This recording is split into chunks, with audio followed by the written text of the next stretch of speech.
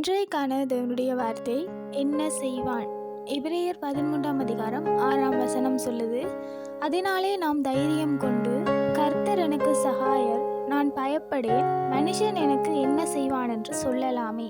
உண்மையில் தேவனுடைய பிள்ளைகளுக்கு தேவன் தான் சகாயராய் இருக்கிறார். மனுஷர்கள் எங்களுக்கு என்ன செய்வார்கள்? உண்மையில் நாங்கள் மனிதர்களை நம்புவதை பார்க்கிலும் கர்த்தர் மேல் பற்றுதலாயிருப்பது நலம். தேவனை நாங்கள் நம்பும் பொழுது சகலத்தையும் தேவன் எங்களுக்காக செய்து தருவார். மனுஷரை நாங்கள் நம்பும் பொழுது அந்த நம்பிக்கை உடைக்கப்படலாம். அந்த நம்பிக்கை இறுதி வரைக்கும் எங்களுக்கு இருக்கும் என்று சொல்ல முடியாது. ஆனால் தேவனை நாங்கள் நம்பும் பொழுது அந்த நம்பிக்கை இறுதி வரைக்கும் காப்பாற்றப்பட்டு கொண்டிருக்கும்.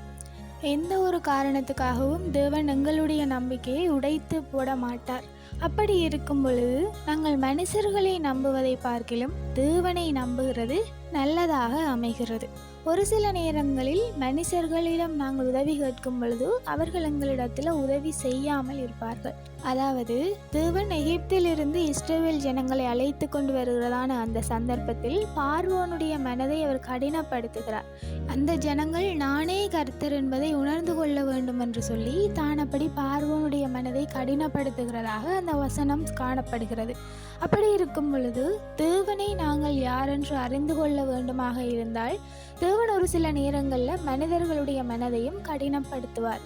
ஆகையால நாங்கள் மனிதர்களை நம்புவதை பார்க்கிலும் தேவனை முழுமையாக நம்ப வேண்டும். தேவன் மேல நாங்கள் வைக்கிற நம்பிக்கை கண்மூடித்தனமானதாக இருக்கலாம். தேவனை மாத்திரம்தான் அப்படி கண்மூடித்தனமாக நம்பவும் முடியும். வேற யார் மீதும் அப்படியான நம்பிக்கை வைக்கும் பொழுது அந்த நம்பிக்கை உடைக்கப்பட்டு விடலாம். ஆகையால நாங்கள் தைரியமாக சொல்லலாம், தேவன் எங்களுக்கு சகாயர், மனுஷர் எங்களுக்கு என்ன செய்வான்.